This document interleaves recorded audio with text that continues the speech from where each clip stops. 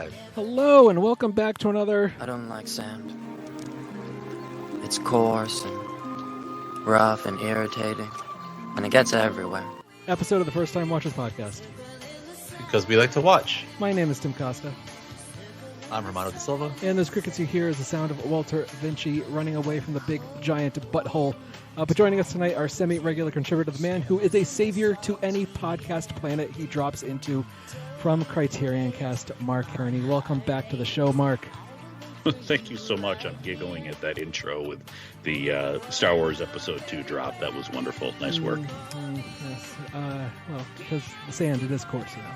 Yes, it is coarse, and it gets everywhere. It does. Speaking of getting everywhere, what's the latest on the Criterion Cast? Oh, always good stuff going on. There's a review of Bea Hansen Loves Bergman Island that everyone should probably check out. There is a recent episode on the Criterion channel, so if you're looking for some stuff on, how to get into the collection, that's with Joshua Brunsting and a friend of the show, Michael Hutchins. And a lot of good stuff from Aaron West, of course, and Criterion Now. They recently did an episode on horror in the Criterion collection, along with Drew Morton and Jill Blake. So if you're thinking about what to watch to close out spooky movie month, check that out. Excellent. Well, if you'd like to send feedback to our episode, you can always email us at firsttimewatchers@gmail.com. In this episode, we'll be discussing the long-anticipated Denis Villeneuve film, Dune. But before we get into that, it is time for Yay or Nay.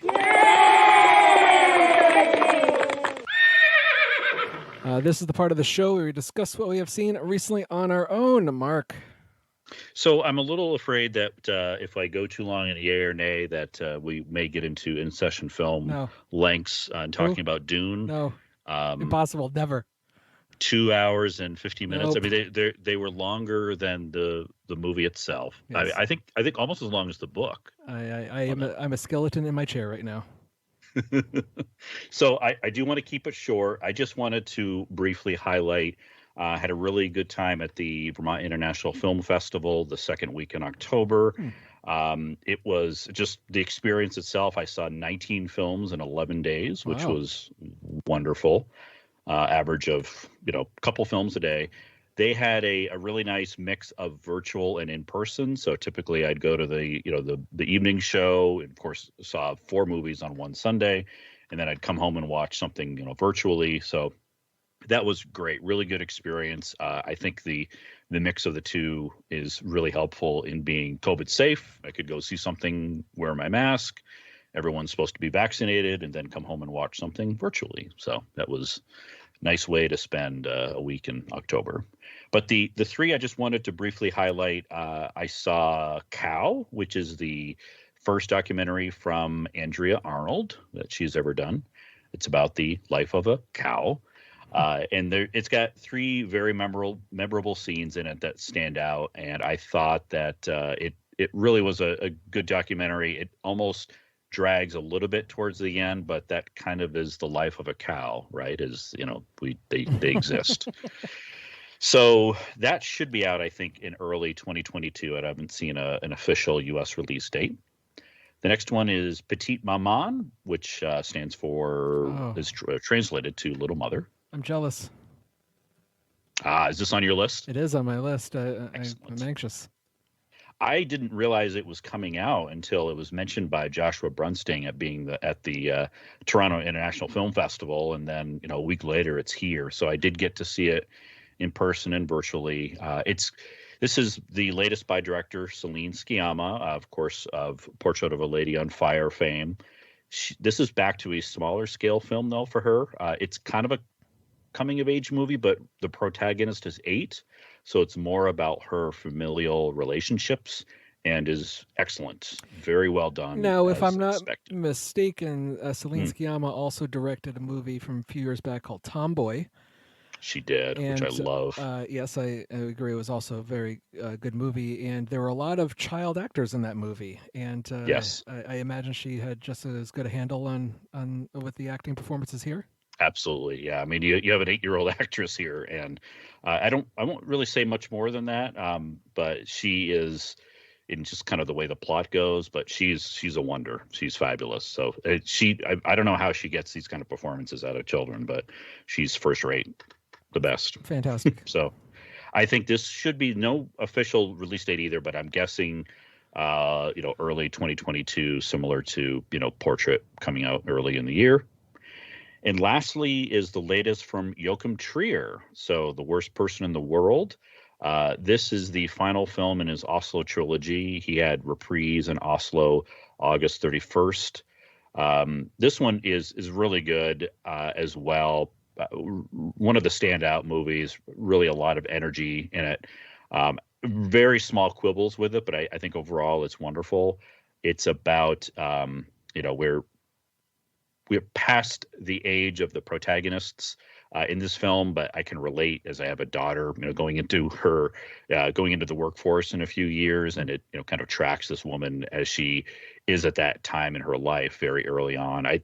There's a stationary camera, similar to that of Ozu, but there's also some slight pans and zooms, even some quick zooms that kind of call attention to themselves. So this is going to be Oslo or Norway's entry into the Oscars, and again, I think should be stateside at least by early 2022, if not, later this year.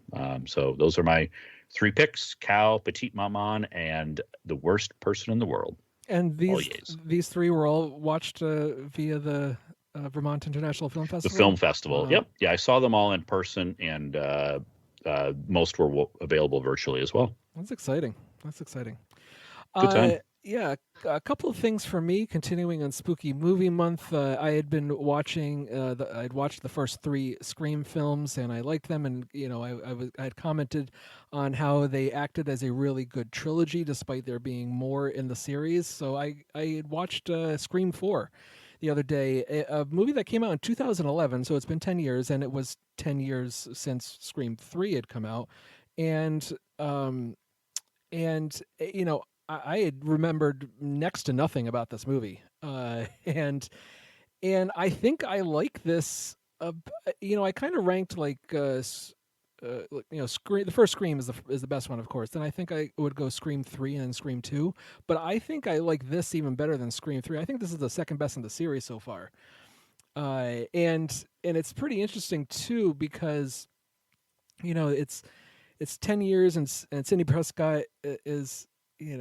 Has put herself back together thanks to, in part of her writing, and as IMDb says, is visited by the Ghostface Killer. I think, with what Wes Craven is doing in this movie, he seems a bit ahead of the times regarding the ideas of internet fame. And, there's a term recently it's been coined legasequels.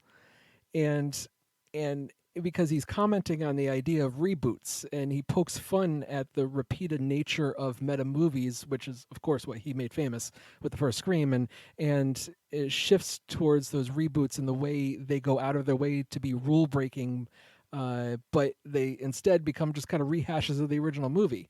And the final killer monologue in this movie is kind of clever in how it puts Sidney in a familiar position, but changes it up in a way that feels a little modern, despite this movie actually now being a decade old. So, as far as Neve Campbell's character, I really, I think she really did a great job of growing into the character as the series progressed, but her character here is kind of pushed aside a little bit, and I don't think that even harms the movie that much because it allows the younger cast and more time and keeps the viewer guessing as to who the actual killer could be. So I think this movie is, has a pretty clever script, and it's also kind of amusing how the aging cast kind of makes fun of their age and compared to the younger counterparts, and since those younger kids are at the same age as when they started the series. So there's a lot of little layers to this movie, which I think kind of elevates it. So that's a yay for Scream 4. And movie that's not a yay is a movie that I saw in theaters this past weekend, and another series in a long line of movies in a franchise, and that's Halloween Kills. Yeah, yikes. This movie is not good. It's not good.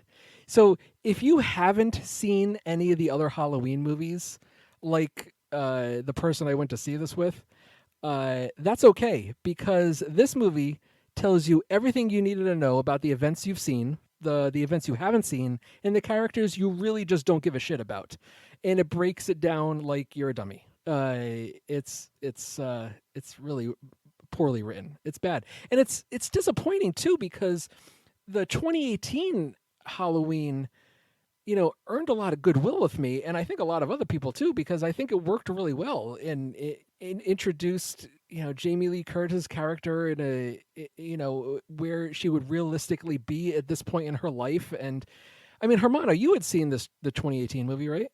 Yeah, I caught it on TV the other day, just like the last half of it, and I was like, "Hey, this is a little bit better than I remember it being." Yeah, and it's just, I think, pretty, relatively clever, relatively well done for, like I said, where you would expect all these characters to be, and introducing, her daughter and her granddaughter, I will say the that movie was a little mean spirited, I think, in terms of the kills. I don't remember I'm not a big Halloween buff. I don't think I've seen many of the movies beyond the first one, and I don't remember the tone of the original movie being very mean spirited. Yes, he's this killer, and he kills whoever is in his way, I guess. But the tone of the 2018 movie was pretty mean, and how he went out of his way to kill these people. And the tone continues in this movie, and I just don't get the decision to continue with that.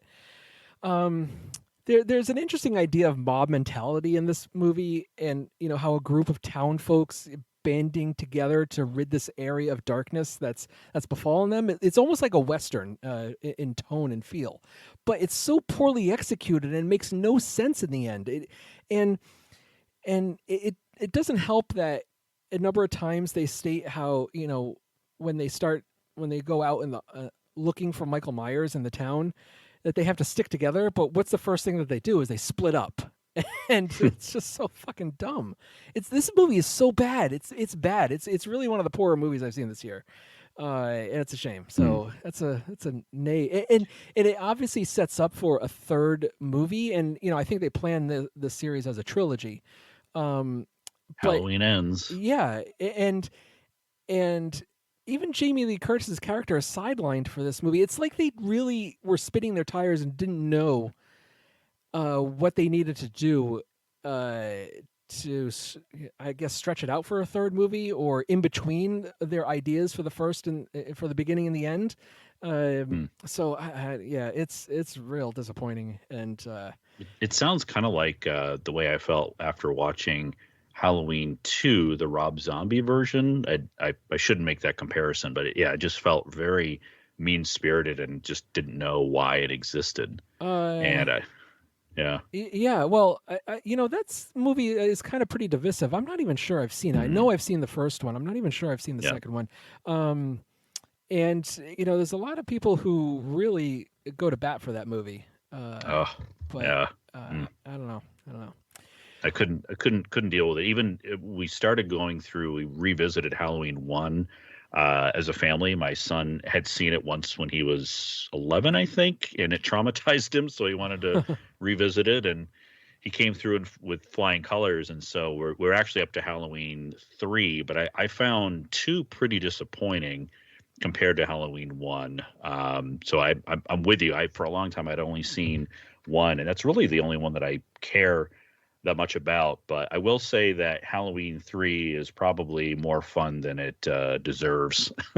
Oh, that's a wonderful ending. Yeah, that's gotten a lot of critical and fan reappraisal over the years as a movie, despite not having Michael Myers. It's pretty fun. Yeah.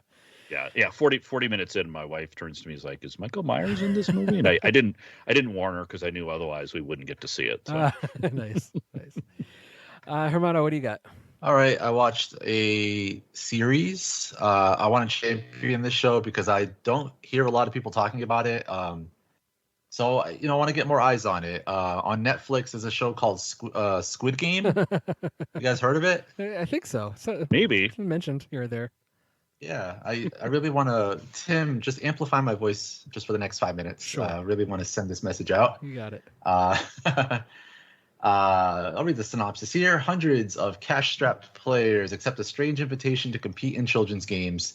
Inside, a tempting prize awaits with deadly high stakes, a survival game that has a whopping 45.6 billion won prize at stake. So, joking aside, I'm sure you guys have heard of this show. I took a little while to get on board because I was finishing up some other series, but I just finished it like a couple days ago, and I don't know what you guys have been hearing as far as like opinions on it, but my opinion is that it's pretty great. I think on the surface, once I had heard what it was, I just started immediately, like I think everyone else, like, you know, comparisons to Battle Royale, the Hunger Games, things like that. But I think this is better than both those things by far. Battle Royale, you know, it's just a, you know, for the time it was out there, it was kind of groundbreaking, but, you know, I don't think there's a lot of meat on that film. It just is kind of the salaciousness of it for the most part. Hunger Games, you know, it's just kind of a teen drama. But this, I think, succeeds in a lot of ways that those others don't. Mostly because I think the strongest aspect of the show is the characters and the writing. Really well done, really well realized characters, and it's crazy considering the competition features 456 people, where basically this game gets presented to these people, and they're all in like some sort of like financial trouble. So, you know, it's easy to tempt them to come and play this, even though they don't know really what they're getting into. And then, you know, they quickly realize, you know, shit gets real. And, you know, then it kind of kicks off from there. But, yeah, I mean, you guys have probably heard, like, you know, they play in games like Red Light, Green Light. That was really the only one I recognized. I think everything else is probably, like, specific to Korea. Because even the show's title comes from a game, I guess, that used to be played a long time ago in Korea, and I'd never heard of it. So you know, it just kind of was interesting to see kind of like the games that were played. But again, shades of Lost for me. There was like a specific episode that reminded me big time of Lost. And I honestly, sincerely cried at episode 6. Whoa. I was so invested in a character that, you know the outcome. Like, there's only one person's going to make it out of this. And I just didn't know how this would resolve itself. And the way it did, it like absolutely gutted me. I was so crushed because I so fell in love with this character. It was like one of my favorite characters I've seen in a long time in anything. So it's really well done. I really think if you guys, you know, even have a passing interest in it, you could absolutely do worse than the show, and absolutely stay away from the English dub. It's horrific. Definitely watch it with the English subtitles because I think you'll get a lot more out of it. So highest of the A's for Squid Game.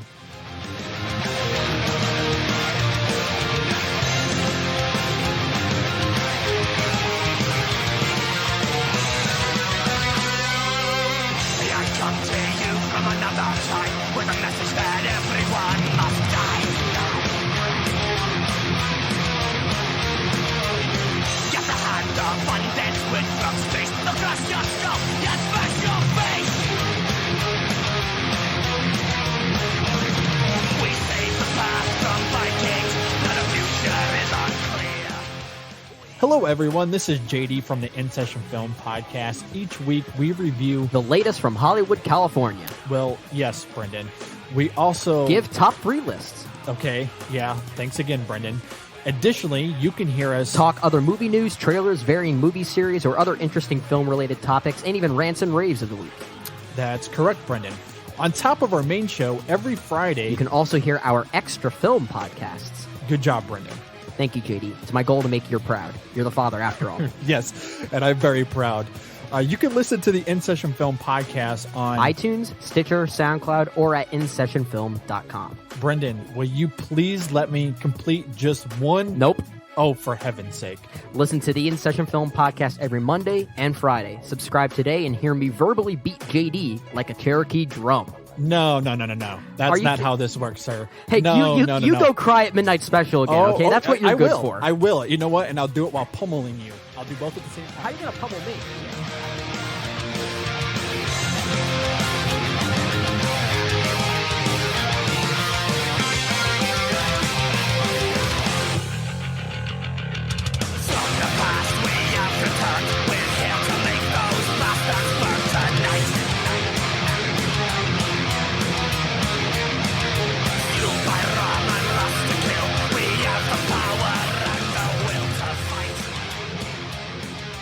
Okay, now it is time for another installment of Mark Herney's Criterion 101.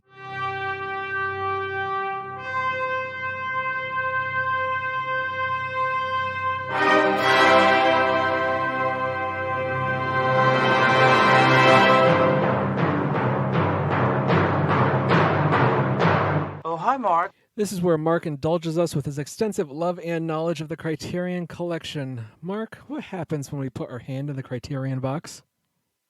Hopefully you pull out a Criterion and it doesn't hurt because they don't make any bad movies, only good ones. Good to great. That's right. We've talked about this before. You claim there's at least one bad Criterion movie. I don't remember what it is, but I have yet to see it. At least one. Okay. Well, you're a little bit biased, Mark. Maybe Jellyfish Eyes, but yeah. So today, I'm not going to really impart any love or knowledge, but we are going to talk at least a little bit about there's an upcoming sale. They just had a flash sale on their website, and starting in November, all the discs are 50% off. And so we're going to play a little game that we like to play called Yay or Nay for Criterion. So there's a bunch of new stuff that is coming out soon, a lot of new releases. And I even wanted to give you guys the option to champion something that you think should be in the collection. And of course, you have to give a good reason why it should be in the collection. So I will turn it over to you first, Harmano. What is a film that is in the collection or should be that you'd like to champion? Well, you sent us that link, kind of letting us know some of the more new releases, I guess, that are coming out next month. Yes. Am I mistaken? Did I see Mulholland Drive on there?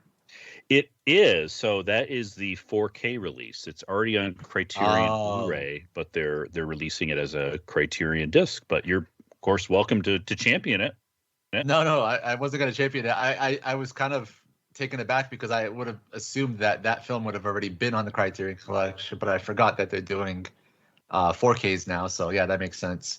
Right. No, the one that I saw that I immediately caught my eye was Dick Johnson is Dead. Ah, yes. Because have you seen that, Mark?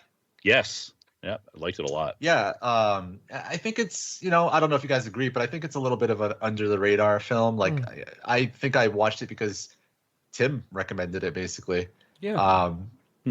I think I had heard of it, but it wasn't really on my radar until I heard Tim say that he really enjoyed it. I really enjoyed it. I think it's a wonderful film and just a unique film in almost every way as far as documentaries go. And I was really happy. Like it's a type of film that I would champion if I didn't see that, Criterion had already put it on its list.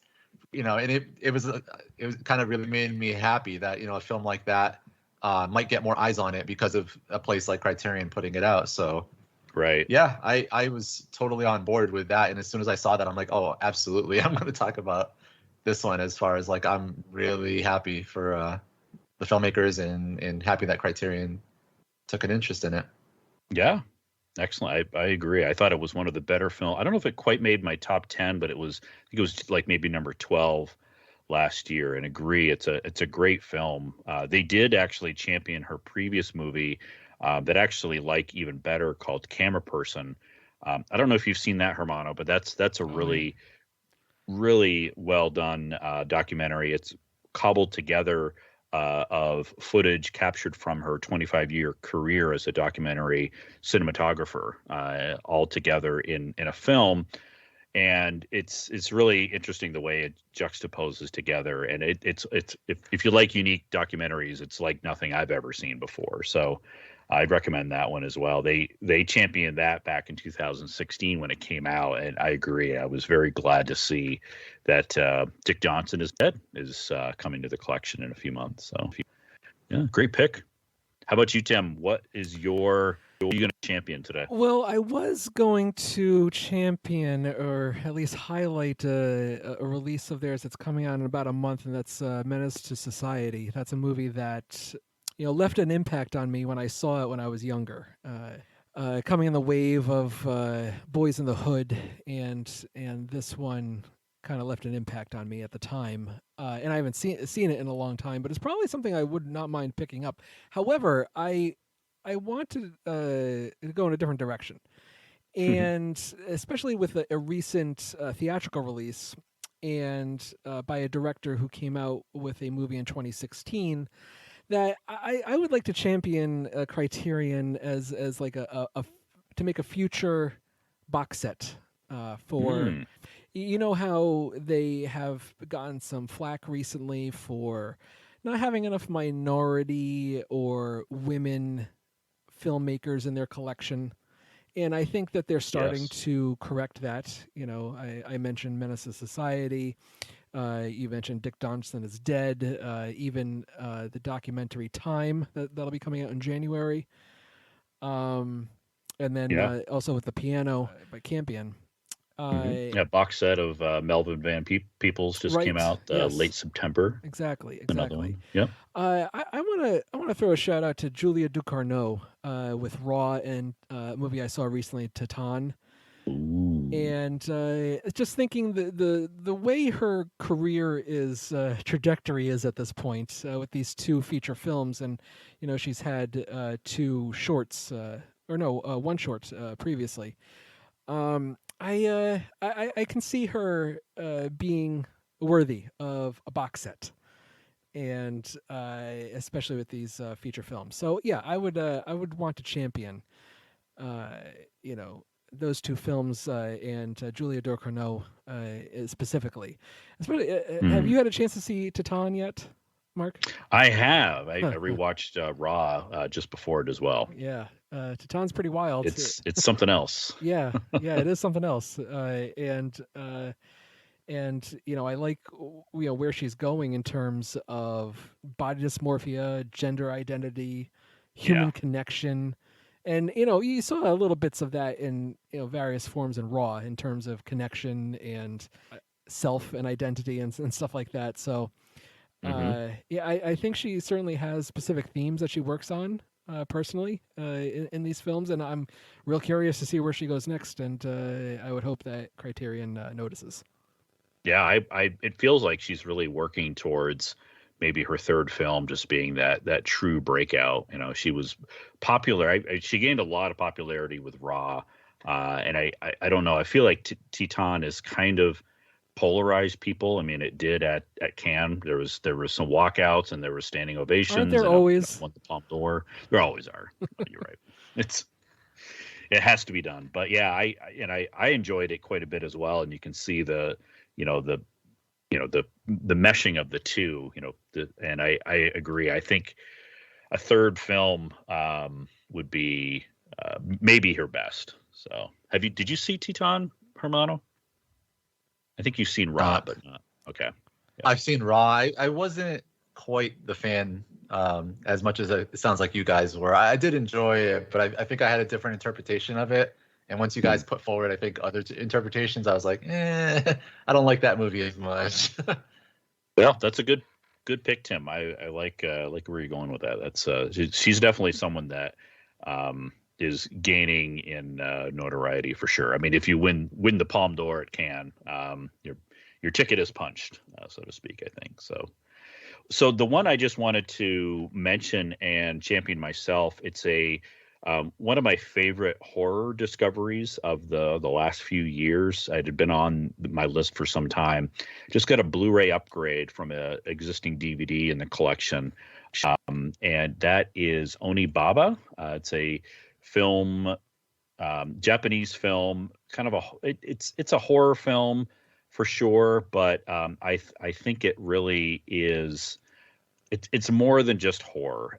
It has a lot of sexual energy, I think, and I think it has some really interesting ideas it's portraying about women in 1964, of course, but the film takes place much earlier than that time frame. So, fortunately, I don't have any notes about it from when I first saw it. I just remember it having a deep impact, and I think I'm going to rewatch it again this year. So that one gets my highest recommendation for Spooky Movie Month. That's Oni Baba by Kaneto Shindo.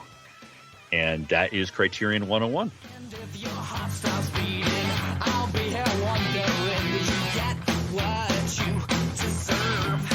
The ending of your life, and if you get to heaven, I'll be here waiting, baby. You get what you deserve. The ending, if your life won't wait, then your heart can't take that. You heard the news that you're dead. No one ever had much nice to say. I think it ever liked you anyway. You take me from the hospital bed. One never granted exactly what you planned, and one never great if we were dead. Oh, dead. So tired and so squeamish. MovieMavericks.com, broadcasting current box office breakdowns, movie news, and reviews. Now for your hosts, Jason and Trevor. Hey now, even though we're over 200 episodes deep into the Movie Mavericks podcast, it's still not too late to start listening. Where every show we give you 10 truths, 20 lies, and a bunch of Hollywood secrets. It's like existentialism slipping into nihilism. MovieMavericks.com.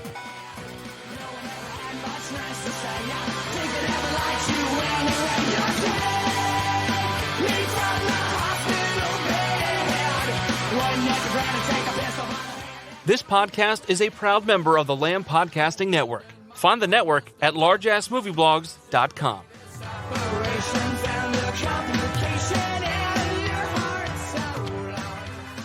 Okay, let's talk about Dune. Father, I'd like to ask to join Duncan, Idaho on a scout mission to Arrakis tomorrow. I've studied the Fremen language. I'd be an asset. Out of the question. They'll travel in a few weeks to Arrakis like the rest of us. I've been training my whole life. What is the point if I'm not allowed to face know some actual why, risk? Paul. You're the future of House Atreides. And grandfather fought bulls for sport. Yes. Look where that got him. I need you by my side. When we get to Arrakis, we'll face enormous danger. What danger? Fremen? The desert? Political danger. The great houses look to us for leadership, and this threatens the Emperor. By taking Arrakis from the Harkonnens and making it ours, he sets the stage for a war, which would weaken both houses.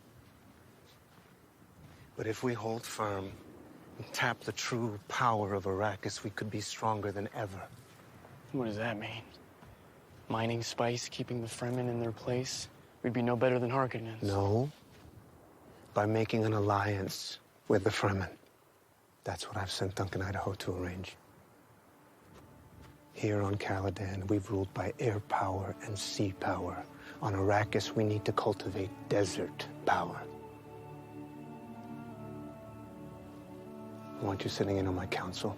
Learn what I do. What if I'm not, Dad? Not what? The future of House Atreides. And just to warn people ahead of time, this will be a spoiler-filled discussion, so beware. The plot. The son of a noble family is entrusted with the protection of the most valuable asset and most vital element in the galaxy. The director, Denis Villeneuve. The actors, Timothée Chalamet, Rebecca Ferguson, Zendaya. Really? And others, like Oscar Isaac and other people too. Mark. I guess where we should kick this off is what is your relationship with the source material, David Lynch's Dune, and I guess Denis Villeneuve as a director as you work your way into your thoughts on this movie. So I'm probably my friend said that half jokingly that I'm the only one of his friends that's read all the Dune books, 1 through 6, which I have. I probably 10 years ago, I started with 1 and went through the 6 Frank Herbert films. Or the Frank Herbert books. I even went back to, as some people may or may not know, his son has written, based on the notes from Frank Herbert after he died, has written some prequel and sequel books, and I've read 3 of the sequels, or 2 of the sequels and 3 of the prequels. They're not very good. They're just very, plot driven, not very character driven. And so if that's your thing, they're a great read. But I do like better characters and, kind of the philosophy, the mystical aspects of what Frank Herbert has in his books. So, and a big fan of the book. I hope to reread it. I think it's one of the greatest work. To me, it's easily the best science fiction book, and one of the best books that has been written. And as I understand, it was a bit of a sci-fi answer to Lord of the Rings. I am still a big fan of the David Lynch Dune, the campiness and strangeness of it.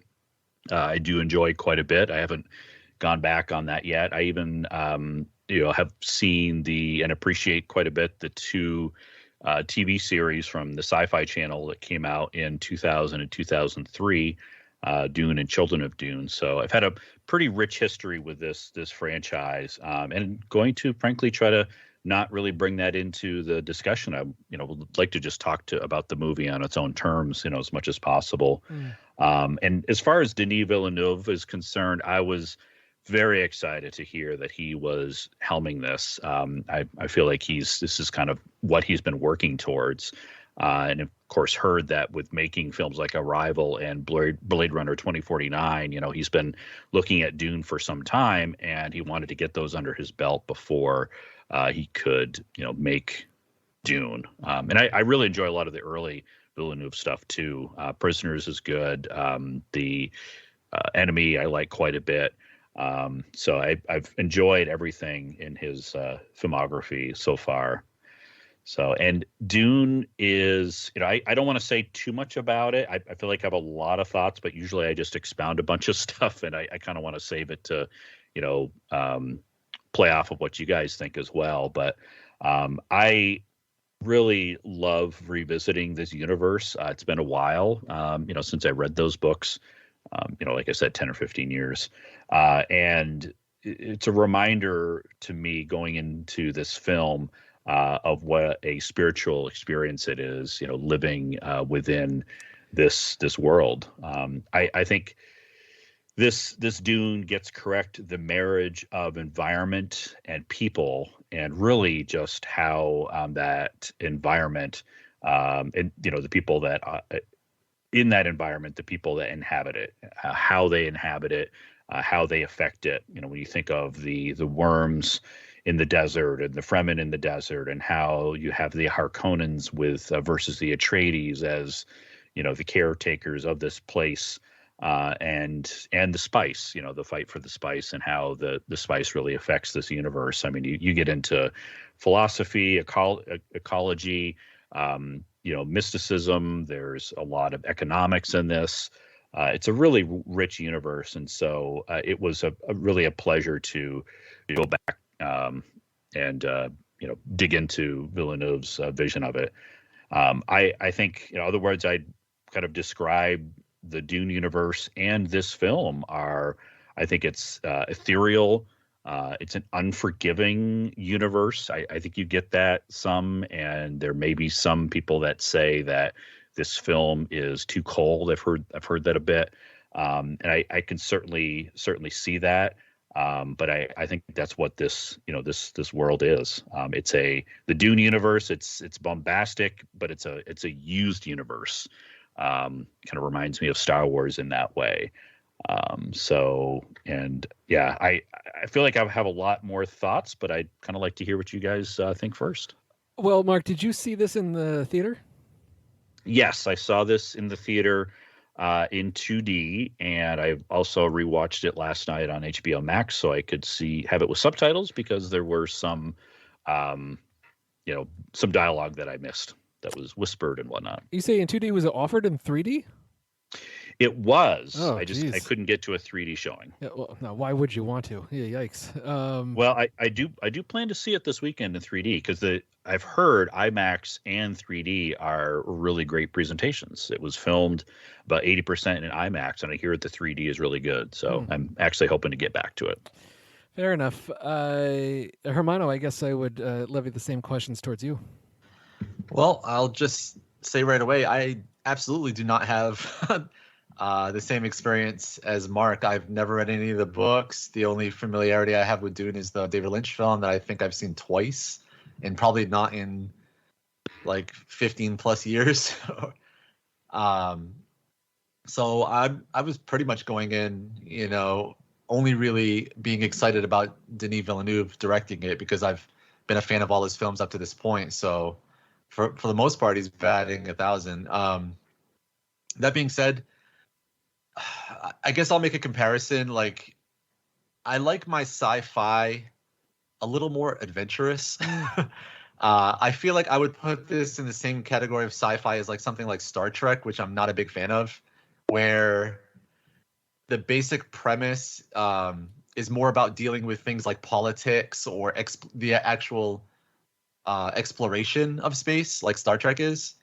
And then, of course, you meet like characters in Star Trek, and there's like, culture clashes and things like that. And I don't get into that stuff as much because it feels too close to just kind of real life things that I just feel like it's not as much as an escape as I'm seeing someone battle with lightsabers or, shooting, laser guns or whatever. So that's not to take away from the film, though, because I did enjoy the film. I think Denis Villeneuve made a great film, but again, it's just weird. It's like a weird thing for me where like I'm enjoying the filmmaking of it, but not so much the subject matter of it. And I also really could not get behind too many of the characters. I felt like a lot of them were just kind of blank slates for me. Like I was saying, how I fell in love with the characters on something like Squid Game, which is not a fair comparison because it's like 9 episodes. You spend a lot more time with them. But it's also a fact that this feels like the first act, maybe slightly into the second act of a normal film. So I didn't feel like I watched the complete film. I feel like I watched, like it says in the beginning, up front, a part one. Yeah, right. Did you did you know going into this movie that it was definitely a first half, a part one of a series or something? I had not heard that, but apparently people knew it, and I was like, I don't remember the marketing really putting that out there as like, hey, this is a first in a trilogy, or a, there's going to be a sequel. We're going to wrap up the story or whatever. I don't recall that at all. Yeah, no, the marketing clearly avoided that. But I looking back, I think I had heard rumblings of, oh, hey, this is the first part in a larger story, essentially. Without being very specific. And I know it's a big story, and I was aware that there were a lot of books, and I was aware that, this is one of those properties that people consider maybe unfilmable because of just how dense it is and how much story there is. It's hard to pack it into a single film. And I don't know. I didn't really have any expectations for it because, again, I'm not as familiar with the series as Mark is. But I think part of it for me, too, is that I feel like this, and I know the books came out in what, Mark, like early 60s or mid 60s? Yeah, 60s. The first book. Yeah. So I just feel like this story just feels dated to me. Like, I've seen so many, like, oh, this person is the one, or, reluctant hero, or there's something special about this character, and he's a bigger part of this story. And, I just feel like that whole thing has been done like a million times, where it just felt so dated for me on that level. As far as the story, it just felt very familiar, something I'd seen a million times before. So on that level too, I was just kind of like, okay, I'm just watching another one of these films. But where the film shines, I liked the score. The score is really bombastic. I mean, that's pretty much what I expected from Hans Zimmer. Hans Zimmer. And the scale, I think he captured the scale of everything really well. Like the things within the film looked sufficiently huge. Like that big whatever tunnel or thing that was floating in space looked massive. The ship's landing at times with the backdrop of people looked massive. I think in the worms, of course, the worms too. Like I was like, oh my god, like the sheer awe of these worms, like just seeing the sand ripple and seeing them pop out eventually, like it was incredible. Like it's definitely there's spectacle there, but for me it just kind of fell a little bit off to the side with like a lot of the other aspects of the film. And again, it's tough. Like I may completely come around when I see the rest, how the story wraps up. But as for what I saw, I was like, all right, I've seen this before. It's not the worst thing. It's also not. I don't think I'm going to be as high as a lot of other people. Yeah, I'm probably in between the two of you. And as regarding my history with this, I really like no history. I knew that it was based on a book. I didn't know that it was based on 6 books. Jesus. And I had never seen the David Lynch film. Just something that never crossed my path. So this was essentially my first encounter with Dune and the material of it, and the first and foremost thing that got me excited about this was the fact that Denis Villeneuve was making it, because I knew from the get-go that no matter what he was doing and how he was going to tackle it, it was going to be good. It was going to be interesting. And despite my relative reservations of his previous film, Blade Runner 2049, which I think is more on me as the viewer, because it's, even the Ridley Scott movie is not something that particularly interests me. I respect it more than I enjoy it, and I understand that film's place in science fiction history, and filmmaking. And the biggest credit I can give to Denis Villeneuve for Blade Runner 2049 is perfectly capturing the tone and essence of the original film, which makes it feel like an honest and true continuous story in that same universe. And it's a marvel to look at, and it's a marvel of world building, and he did a great job with the material. It's just something that I don't connect to. I respect a lot, and I put it in his lower part of his filmography for that reason. So that's a me thing. It's very much a me thing. And there is no denying that he is one of today's most visionary directors. He has absolute command over everything that is on screen. His ability to craft these believable worlds and settings is remarkable. There's a scope of this film that you guys have said it is breathtaking, and it's fascinating that he's able to make such a wide variety of what is, when you break it down, really silly elements. They work really well within the context of the film. And honestly, I cannot think of anyone else who would be able to make this very specific movie. This large scale, I'm sure that if somebody wants to focus on a smaller scale film in this universe, that it's possible. But at this grand scale, I cannot think of any other director that is suited for this material. But like Blade Runner 2049, I'm left at kind of an arm's distance. There's like an emotional disconnect for me, where the film seems more focused on world building and setting a certain mood than actual character development. And I don't know, it's something that when it was finished, I certainly said to myself, I really would not mind revisiting this. I really would like to rewatch this. And I put it higher than Blade Runner 2049, I think, simply because it's a bit more interesting to me in terms of the world, because it's more expansive too. 2049 is pretty focused on location and characters. This one, there's a lot going on, and this movie does not hide from the exposition, especially in the beginning. It goes out of its way to introduce new ways to info dump, which I respect in a way. It doesn't make it monotonous or anything like that. But you have people talking, you have this information via computer display or whatever that he's he's watching, like this historical, like this National Geographic type of thing of the area that he's watching, on this projection. And there's a lot of really great world building elements that is integrated with the dialogue dumps, and I appreciate that. And I get that this book, like you said, was written in the 60s, but it's amazing how many pieces of the ideas within this content is lifted or is seen in other science fiction and fantasy films in the 70s and onwards. You mentioned Star Wars. There's a lot of Star Wars in this, and it's amazing how much Lucas took from this material. I mean, you can think of Paul Atreides as a it's the reluctant hero, and the same age, except he's kind of less golly gee willikers about it. To an extent.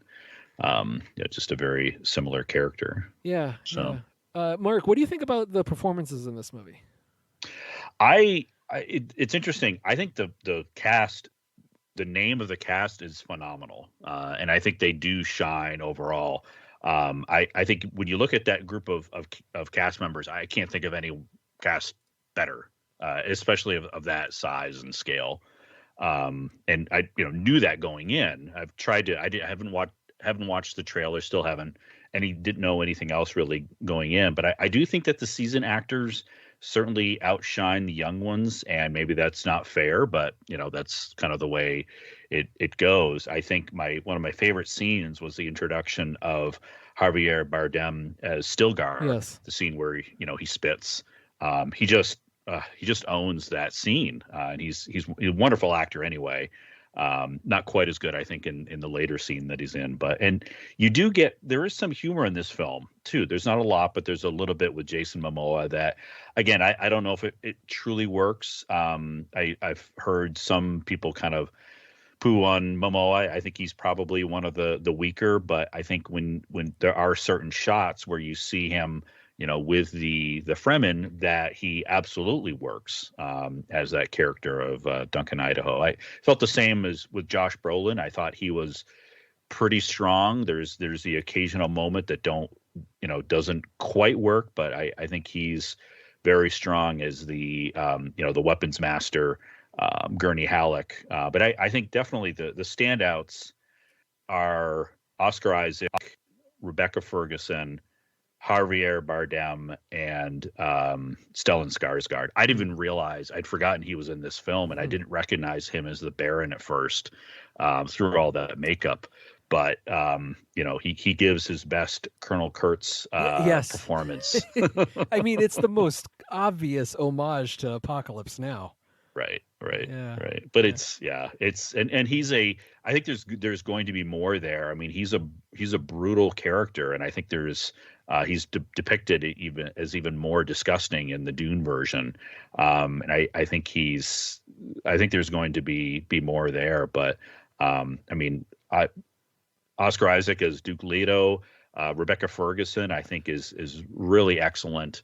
I think she kind of transcends what I've seen other portrayals of Lady Jessica Atreides, who's really one of the standout characters, especially in this first part of the saga. I agree. Rebecca Ferguson is I think the standout in this movie. She's really holds her own and is entertaining and is just I just like her presence. And probably my favorite.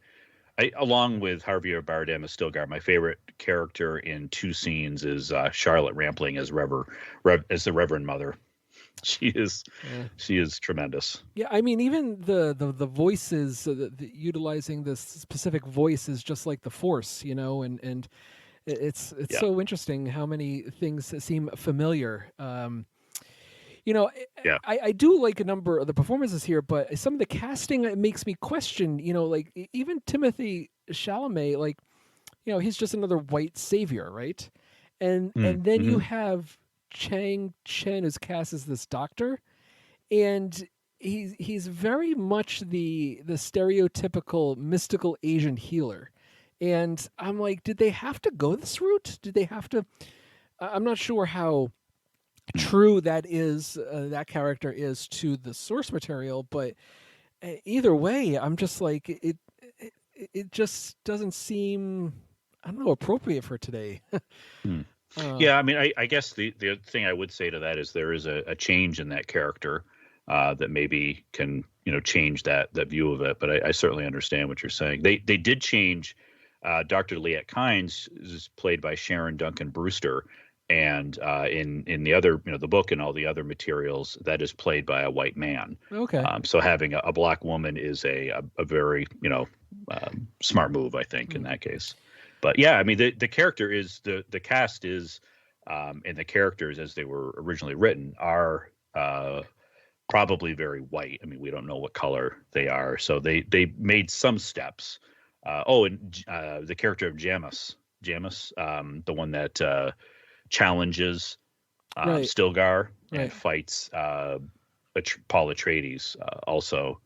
And there's a few others, but that's a pretty prominent, it's kind of the climax of the film, really, that battle with Jamis and Paul Atreides. So, Hermano, what did you think about the casting and performances here?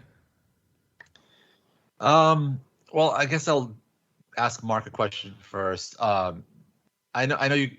I don't know how much you get from the book, but like, how is Timothée Chalamet's character described in the book? Is it supposed to be like a younger kid? It's been a while, and of course, I think more of like I have more familiarity with Dune, but I think he is considered. He's certainly a teenager, if that makes sense. Okay, because I was interested in why they cast him, because he does kind of play young. Like he does. I think he looks younger than he actually is. He looks kind of slight too. So I don't know if that lends itself to like he's a bit younger. But I don't know if I was completely sold on his character, because I do remember Kyle MacLachlan playing the exact same role in David Lynch's, and I feel like in David Lynch's, obviously Kyle MacLachlan looks like he's almost 30 or something. Like in this one, Timothée Chalamet looks like he could be 15. So it's weird. Like I didn't know if David Lynch just was so in love with Kyle MacLachlan. He's like, I'm gonna cast you even though you're supposed to be 12 or whatever. Right. But as far as the performances go, his was fine. But again, he kind of felt blank to me, like a kind of nothing character. I don't know if obviously there's probably more to come, but this all, like Tim's been saying, it just felt like setup. Like I didn't get enough of him to really judge like a performance necessarily. As far as like everyone else, Jason Momoa is kind of doing a Jason Momoa performance. Josh Brolin is doing a Josh Brolin performance. Rebecca Ferguson, I think, stood out. I think I agree with you guys that she was probably the standout. She had kind of the most kind of emotional arc in such a short time. Yeah. Yeah. But Stellan Skarsgård, yeah, I agree. He's doing kind of Marlon Brando there, but I think I don't know. I kind of on the fence with him, because it came off a little bit kind of cliche, like just kind of the so obvious this guy is evil and bad, that you don't even almost need him to do anything. Like he literally decapitates someone in this film, and I'm like, yeah, I expect you to do something like that. Like you really didn't even have to do that. I know you're a piece of shit. Yeah, I didn't quite get that. Yeah, I kind of needed those scenes. Like, I mean, I know the character, but I felt like he didn't seem quite as immediately evil to me. So I don't know. Well, I feel like just in the way that like he's presented with like, hey, don't kill these two people. Okay, I won't, but I'll leave him in the desert. But I had nothing to do with it if the desert kills them. Yeah, in that way, I was like, that's all I really needed. He came off more Lex Luthor in that way, where he's just scheming. He's a schemer, and I didn't really need him to get his hands dirty. Let me ask you something about some of the world building technology wise and stuff like that. I like a lot of what we see here and like the ships and the world building again. But there's this scene where Chalamet and Brolin spar with, and it's used to show the technology of the shields. And I don't think that was necessary. I'm like, because it seemed like such an obvious setup for something that's going to come into play later. And I don't know if it was needed to spend that 5 minutes, showing the sparring match and detailing how the shields work when it could have come across essentially the same way within the context of future actions.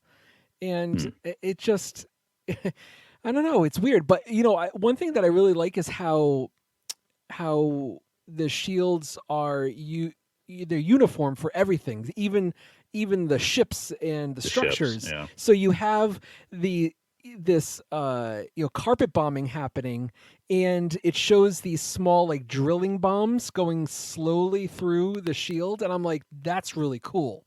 And you didn't need that previous thing with them sparring in order for me to get that. You know what I mean?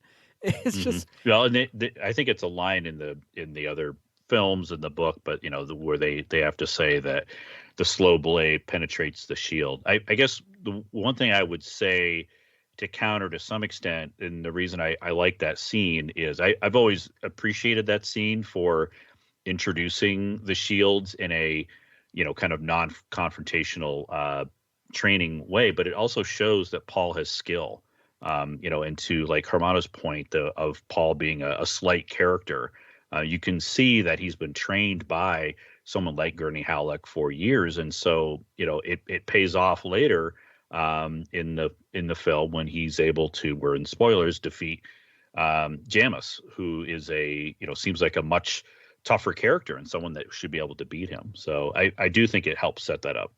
See, and also, I'm not sure that there's enough with Chalamet as a character for me to connect with his emotional turmoil, I guess, after defeating him in that fight at the end. And seeing how, I guess they want me to understand, like, he's like, oh, is it worth this? Is this one life worth it for the future of the many? You know what I mean? And I'm not sure I got that. Did you? Yeah, I didn't. I'm not sure if I quite got that as well. I mean, we're told that Paul is trying to get him to yield because he's never killed a person. But yeah, I think there's and you have the scene in the tent where he's conflicted and saying it's not one of the stronger moments. I think it's kind of a tough scene. I like parts of it and not others, where he's saying you've turned me into a freak with this training, this Bene Gesserit training. But I did think that he was especially strong in the giving the Timothée Chalamet glare in the scene with the pain box. Was particularly effective for him. So he was, I think he was kind of hit or miss. I lean towards him being a stronger character and probably fitting the age of what I believe the character is normally going to be, and you kind of set up the reluctant hero for what's to come. The ending really makes it seem like a the Fellowship of the Ring type of ending where there's like you said, there's more to come, but I'm not sure if the tone of the rest of the film kind of earned that moment where right. It just kind of leaves you hanging, I kind of like, I was fine with where it ended. I was wondering where it was going to be and figured it would be somewhere at the point where they'd met the Fremen. I do wish they could have somehow just left out the line that says, this is only a beginning, handled that somehow differently. That's what, Chani says, the Zendaya character, but. I was glad you guys reminded me of the shields. Mark, you probably have the answer to this, but what was the point of them? I thought there was some sort of protective aspect to them, but people wear them and they still get killed easily. Right. It's different. I think a lot of it goes back to some of the lore, and it gets back to one of the things I love about this universe is that there are little to no guns. It's all knives and sword play, which I think is wonderful.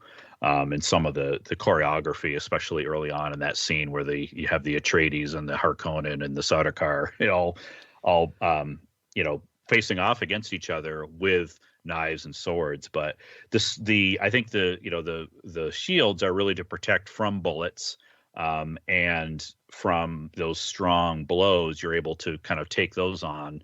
And the only way that you can get hurt is by, like they say, the slow blade. Something slow can actually penetrate the shield. So it's kind of like, you think of it like maybe knight armor. It's not infallible. You can still get hurt, but it certainly can take that heavy blow. That's all. Yeah, even it's just some of the technology that's introduced here, like this insect assassin or whatever that's supposed to come in, and I'm not even sure really how Chalamet avoided all of that when he was hiding in the projection or something like that. I don't know. It was never really clear to me, how that worked. Yeah, I think they probably could have done that better, because it's based on movement. So and then as soon as someone enters the room, then it goes towards that person. So it's like the T-Rex. It's all based on movement. Oh, I never even picked up on that it moved when that person opened the door. Right. Oh right. my gosh. See, yeah, I don't know. It's interesting how much of a relatively mixed bag this movie is in terms of its storytelling, I think, which is odd to me because it's obviously one of Villeneuve's strongest assets is storytelling. And apparently he is very close and connected to this book series, and is, like you said, has wanted to tell the story for a long time. So, maybe it's just hard for him to divorce, himself, enough to properly have that balance of storytelling and world building and that connection, like he's saying, how much he wants to get across here. But I mean, overall, I think he still did a great job. But yeah. Yeah, I mean, some of the you mentioned some of the production design. I thought the ornithopters were a wonderful design, having them look like, and I don't think I've seen them look like that, but look like a dragonfly. Wasn't there one of the Star Wars prequels that had like vehicles like that? Pretty sure. Oh, I don't know. I don't remember. Sure I saw something like that. Maybe in Kashyyyk in episode 2. Oh, 2 yeah. or 3. No, I think you're right. Yeah, episode 2 or 3 had something like that. Yeah. Yeah, that's true. Huh. Yeah. All right. Anything else to mention before we get into grades? Are we good? You mentioned the score. I've heard some poor things against that, saying that it's a lot of score. I think it's great. I think it's one that I can actually listen to on its own. And like you said, it's very Hans Zimmer. It's a lot of Johan Johansson in it as well. I think, very loud, lots of gongs. And I just love the whole, like, the sound of it is like you keep hearing this motif of a board creaking, like a door opening, very pronounced over the credits, but almost maybe like the sound of a very old page turning in a book or something like that. I haven't heard something like that in a score before. I thought that was what I miss. Hans Zimmer has probably already reached this point. It reached this point of self-parody. But I think it goes to show how great of a composer John Williams has been. When you think of major films of his, especially with Spielberg, and those classical scores in which and you can pick up, you can even hum the score to Star Wars, to Jurassic Park, some recent epics. I'm not sure there's scores that you can hum as well. They're not as memorable, and I just I think that it might have suited this film nicely to have a moment of calm, at least, with a rather iconic score. That a theme. Yeah, a theme. Exactly. Yes, a theme. Mm-hmm. So it was one of the things I had in my notes is I could, and maybe it's there, but I think you're right. I don't think it is. Kind of like, Star Wars used to have themes, and even going back to Lord of the Rings. I mean, that's one of the things that Howard Shore got very right, was that score. I mean, that was to me one of the most iconic scores since Star Wars. Right. And very hummable. So right. Yeah. Good point. Okay. Let's. I mean, like, does this? As of this record, and thankfully yesterday they announced, the studio announced that they're going to have a part 2 by 2023. I think it is. which is something that they were hedging their bets on as a combination of box office and interest, and I don't know. I wasn't too happy with Warner Brothers. One of their leads is take on viewership on HBO Max and stuff like that. But thankfully, they're going to be continuing the story. So this did this leave you off and like, oh, I really want to see where this continues. So what about you, Hermano? Did it leave you off in that mode? Yeah, I mean, there was enough. It was all, like I said, it's all set up. So like, yeah, it kind of makes you be like, hey, how does this resolve? Like, it's kind of like a cliffhanger on a series where you have to wait till next season to see how it resolves, you know? So in a way, yeah, but I don't know, like, when is this supposed to come out? Like 2 years from now? Right. I don't know if my interest will hold that long. Maybe even 3. But See, that- yeah, I'm glad he didn't stretch it to 3 movies like The Hobbit that Peter Jackson did. Right. That was too much. Hermano, it's interesting you say that. Like, it's 2 years from now, and your interest, like is that where we are as a consumer society nowadays, where if you don't have it within less than a year, then your interest isn't going to be held? No, I was just trying to compare it to things that shot back to back. Oh, and sure. the release schedule is usually like a couple, maybe 6 months apart. Right. Like, it's weird that they didn't just shoot it this all like Lord of the Rings style, like shoot all, 3 or whatever. Wasn't it all 3? They shot basically back to back to back. Yes. Yeah, every year. Like, and that is 3 films, and they're massive. Like, I know Dune is also another massive series, but I don't see why they couldn't have shot. It looks like what they would maybe have to shoot another 2.5 hour film. Yeah. Like, I just feel like, why wait? Yeah. Make us wait. It felt like a business decision from the studio. Like Tim said, like they weren't even sure if this was gonna make money. They were probably antsy because Blade Runner didn't exactly blow people's doors off. So I get that as far as like a financial decision, but as a creative one, it's weird. Yeah, I think it's been this property has been changed hands a few times, and I think you had the setup there with the success of a Lord of the Rings and a Game of Thrones that this was going to happen either as a TV show or as a movie, and it's certainly disappointing that they couldn't get behind it. But on the other hand, I get it, especially with COVID. The studios have to be really careful right now with what they back and where they put their money, because are they going to make their money back in ticket sales and streaming? So it's unfortunate. I wish they could have gone Lord of the Rings, but on the other hand, I also felt like the Lord of the Rings movies slightly were a little bit of diminishing returns. You could almost see that people were tired and, just trying to get it done. And I think their best work was done, in the Fellowship of the Ring. So, maybe with that extra time, we'll just get that, the conclusion that we want. Okay, let's get into grades, Mark. So this film, I mean, one thing I do like the fact, and I saw someone say this, and I felt it myself. I think this is a bit of an art house movie wrapped up in a blockbuster with the pacing. It's very heady. Many points are made without dialogue, and of course there is some exposition. So I do like that. And I was hoping for an orgasmic experience like I had with the Fellowship of the Ring. For Lord of the Rings, I mean that to me was chef's kiss. But this is not quite there, but it was still the religious experience that I had hoped for. So I've been waffling between an A- and an A. I've seen it a couple times, so I'm just going to give it an A. I was left at a little bit of an arm's distance, so I don't appreciate this as much as Villeneuve's earlier work, which I think is his better work because they're smaller and more personal. Even something like Arrival is, bigger in scale, but it's still focused on pretty much an individual and her journey.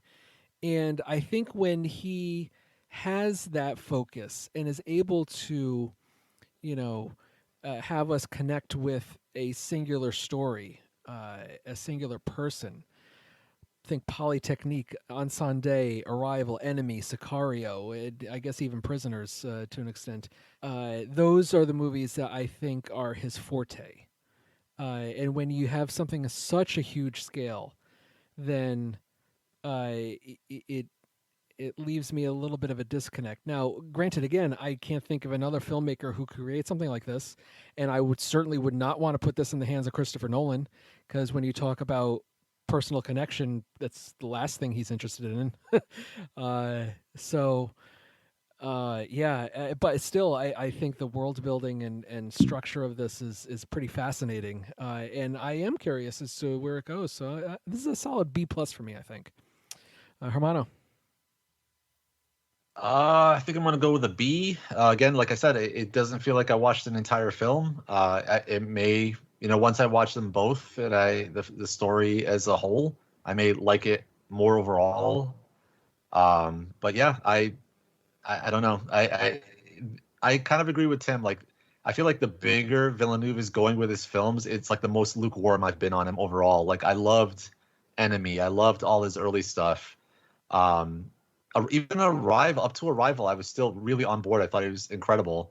But then Blade Runner 2049, I liked it, for what it is, trying to follow up this like classic from the 80s. But I got to admit, like, this is the most I've been worried about him as a filmmaker. Like, I don't like this direction. I don't know that he, how often does a director make films this big and then they go back and make something small like Polytechnique? You know what I mean? Like, I just feel like once you're in this space, it's really hard to go away from it. So, I don't know. Just a B for now. Christopher Nolan's not making Following anymore, Tim. It's true. It's true. All right. That does it for this episode of the First Time Watchers podcast. Donate via patreon.com/firsttimewatchers or buy stuff at zazzle.com/firsttimewatchers. Our dearly departed Wally would say something like, follow us on Twitter at 1sttimewatchers. Or you can write to us at our email, firsttimewatchers@gmail.com. Download our episodes in Apple Podcasts and Stitcher. Please leave a review because we love feedback. If you have any suggestions of movies for us to watch, please send a tweet or an email. Speaking of suggestions, let's recommend a movie. Mark? Well, firstly, I'd like to say I was poo-pooing the In Session Film Podcast for their long review of Dune. Love you guys. Great job. Boo. And I'd like to recommend something that, again, is probably under the radar for a lot of people. The Sci-Fi Channel miniseries, actually from 2003, the follow-up, Children of Dune, is excellent. It holds a 7.4 audience score, and so it's actually higher than the 2000 miniseries that is a 7.0. So that the original miniseries is based on the first book, and Children of Dune is actually based on books 2 and 3. And it's excellent. I mean, if you can get past, of course, some of the, TV budget special effects, it's great. I don't know if I would, dive into this now unless you know the story, you've seen the other movies. I mean, if you've seen Lynch's Dune, I think it's fine to dig into this, but it's really well done. I recommend it. I mean, you look at a few stars in the cast. You've got James McAvoy, Susan Sarandon, and Alice Krige are all in it. And McAvoy is one of the main characters and certainly a standout. So when you get a chance, it's on DVD. I'm sure you can find it at your library, Children of Dune. So Timothée Chalamet, I think his first real role that he got truly noticed in was in 2017 in a movie that I will always champion. I will always take the opportunity to say that this is a perfect movie. And it's written and directed by Greta Gerwig, and it is Lady Bird, starring Saoirse Ronan and Laurie Metcalf, who I believe got a very deserving Oscar nomination. And Tracy Letts shows up in here, and Lucas Hedges, who has a remarkable small performance and arc. And Beanie Feldstein is in this as Saoirse Ronan's best friend, and it's just a wonderful, wonderful, perfect small film. Lady Bird. Talk about going from a big movie to a small movie. Nice work, Tim. Exactly. Hermano. I'm just going to echo what I said earlier. Watch Squid Game. It's really good. Love the characters in that. Unlike Dune, where I don't remember anybody's name. Well, they're kind of hard to remember. They're hard because I mean, other than Paul, I mean, there's a lot of tradie. Like, what are these names? Duncan, There's Idaho. a lot Come of on, characters Duncan, to- Idaho. Yeah. Anyways, Mark, thank you so much for joining us. Thank you, guys. I really appreciate the invite, and love talking about Dune. So thank you. The next time you join us will be next year when we discuss our top 5 of 2021.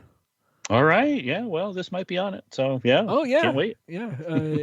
I would not be surprised if this. I was going to ask you. Yeah, if you can envision this. It's definitely in the top 5 right now for sure. Yeah, not so much for me. Not so much. So where can people find you online? Sometimes on the Twitter at Mark Hurney, HURNE, and Letterboxd. Excellent. Stay tuned for our next episode. We will be discussing the 1988 film, The Beast of War. That's the First Time Watchers podcast because we like to watch.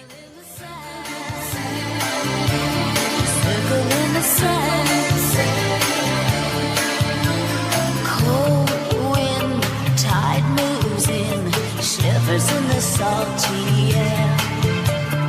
Day breaks, my heart aches. I will wait for you right here. Oh, baby, when you look for me, can you see forever? I begin, baby, where you went, we belong together.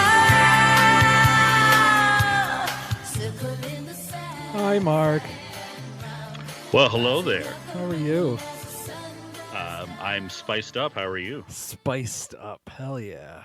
Yeah, I've been smoking it. I've been snorting it. Well, maybe I should save this for the podcast. Maybe you should. Maybe indeed.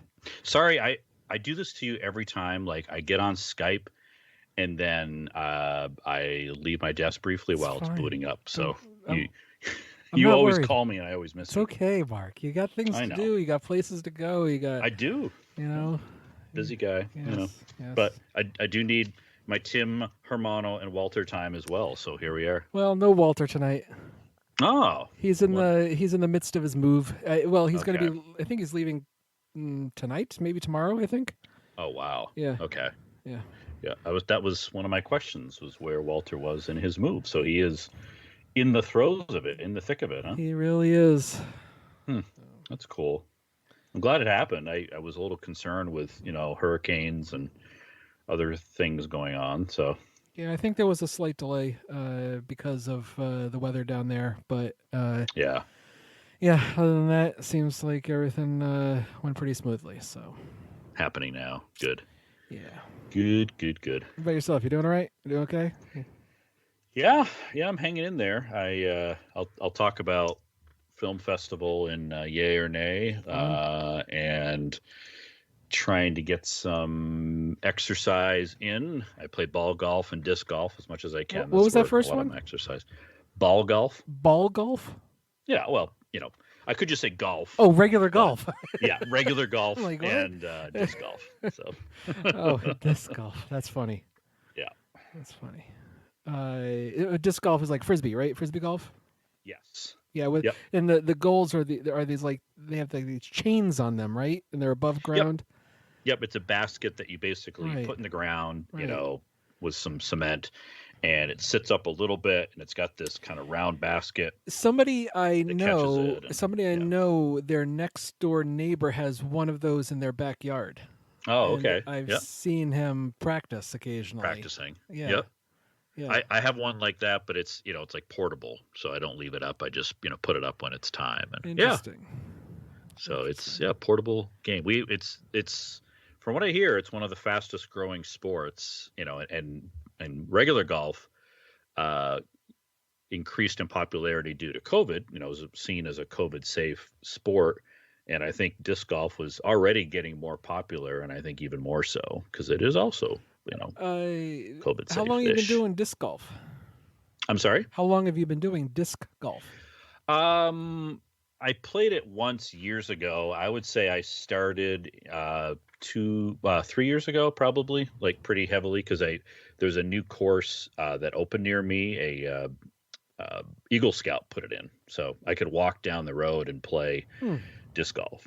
So I find it a really nice way to. I mean, a lot of it's in the woods, not all of it, but it's an easy way to get steps in, and actually do something. I'm not huge on exercise for exercise sake. I like to watch movies or watch football, or if I exercise at home. But if I'm golfing, then it's a good time. It doesn't cost much. Most courses are free, and the only cost is to buy the discs. So that's fun. It sounds like fun. You do it with other people? Most of the time, yeah. My son plays a little. I have a local group that gets together and does that quite a bit. So, yeah. Look at you being social and active and shit like that. What is that? I don't know what that is. It's some people say it's like the only sport that you can really play while drinking as well. So, other than bowling? Truth. Yes. Is bowling a sport? Oh, wait. Hey, wait a minute. I used to be. I was gonna say bowling's not a sport. Oh, boo, boo. Bowling is a sport in the same way golf is a sport. It's just more laid back. Yeah, sure. It's a different type of sport, different activity, different muscles. Come on, it's a sport. I'm not knocking it. I'm just saying, we gotta differentiate here. Definitely not a team sport. I mean, you don't have to go into the training room and lift weights to be a bowler. Yeah, the ball's the weight in bowling.